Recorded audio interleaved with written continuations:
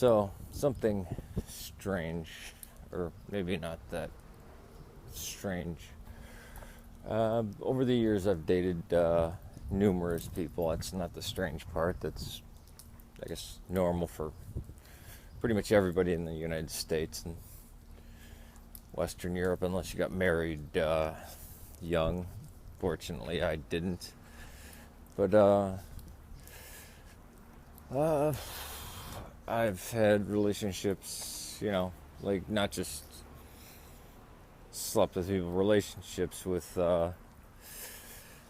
atheists who are fans of Dawkins and Hitchens, Roman Catholics, pagans, people who didn't really believe in anything. Jain, one of them was a Jain. People who don't know who that is, that's an ascetic tradition from India that predates Buddhism. Obviously, she was from India. What else? Just a myriad of people. And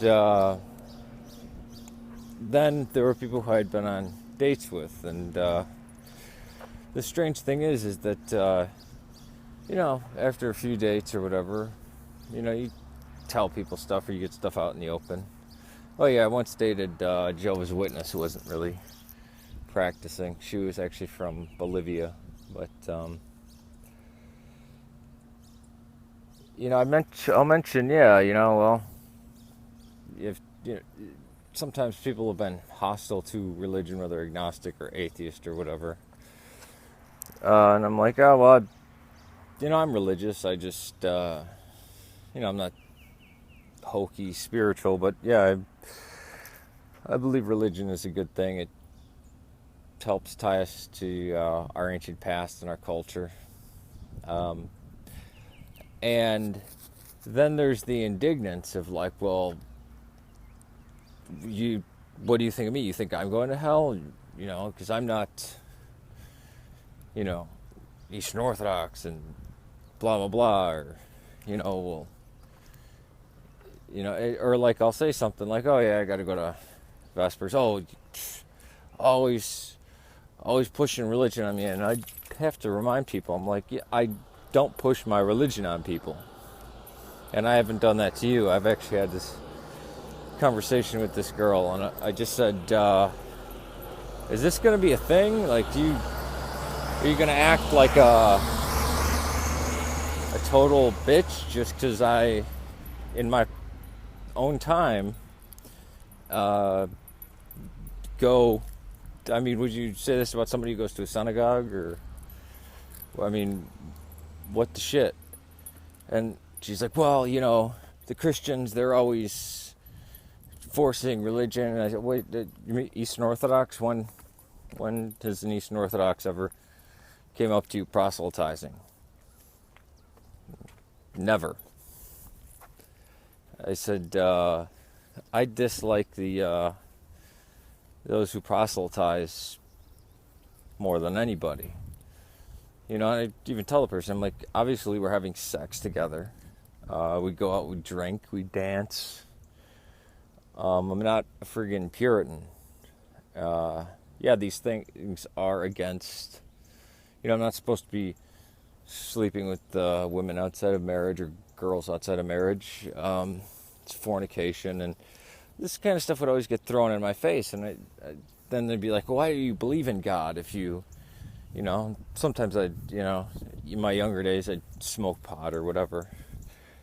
And I'd have to give them a list of answers. I'd be like, first of all, ganja, there's nothing in the Bible against ganja. It tells us to, become intoxicated in times of celebration, or especially during times of celebration. I said there's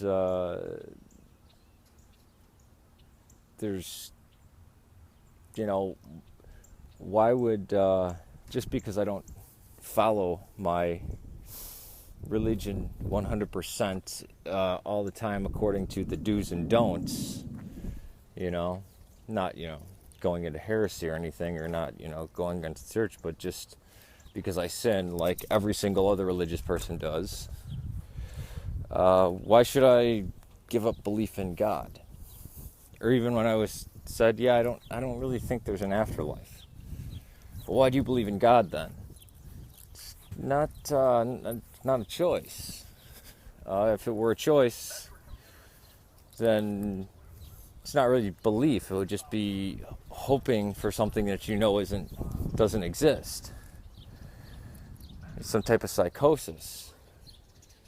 But I realize just the, I guess, bigotry of it. Of, well, you know. I said, what if I were to say I was a Buddhist or something? And then the funniest response I got was, oh, you'd probably be a New Age asshole. And I said, yeah, that's right. Me and that girl got along. She loved Dawkins. But that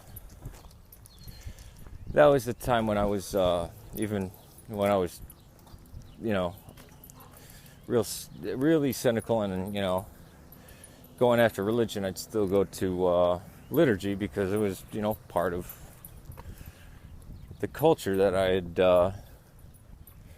had accepted, that I liked going there. It was, you know, contemplative and meditative. But it's funny, you kind of have to front load, or at least I've noticed I've had to front load a lot of shit with, like, yeah, I'm not gonna, you know, ever proselytize to you or push my religion on you. Furthermore, I do not want to. If you're not a Christian already, I don't want you to become a Christian. If you're not Orthodox already, I don't want you to become Orthodox. If you're really interested in it, I'll tell you to become a Roman Catholic or something like that. I don't know. Or not even that, just if you're interested in the saints and the Virgin Mary and venerating them, then do that. You don't have to convert. The Orthodox, kind of like the Jews, test people. They'll ignore you, or, you know, be like, this is probably not the right place for you.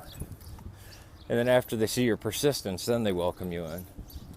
Some of them, like the Arabs, will just welcome you with open arms. The most hospitable people on earth are the Lebanese and the Palestinian. But yeah, it's kind of shit, you know. Like, there's these, I've noticed growing, even just the various places that I've worked, or, you know, second jobs that I've taken on. You know, I'll mention something like, oh yeah, I got to make it to Vespers or liturgy. I'm like, what's that? I'm like, oh, it's at my parish. It's you know, like a, you know, 45-minute to 3-hour service, you know, depending on which service it is. And like, why? What are you guys? Oh, Orthodox. They usually don't know what that is. And I'm like, it's Eastern Orthodox. It's like the Arab equivalent of like Greek Orthodoxy, kind of. And then there's the judgmental thing, or like they'll mention like, well, I use drugs or I had sex, and they'll look at me and I'm like, yeah, so do I. Good. And then they get all like, they're pissed off at me because they're imagining that I'm going to judge them, or that I am judging them, or that I think I'm better than them. And then when I say, well, I'm chief among sinners, I'm an extremely evil person, and I don't make any excuses or apologies for that. That's just who I am. And I attend Vespers and liturgy, and they're like, well, why? And I'm like, because I want to. And then the funniest thing is, I said, I've done this to many people. I said, the best way to understand my position is reading this book, and they think I'm going to hand them the Bible, and it's actually the Satanic Bible, because that actually does lay out my position the best way possible.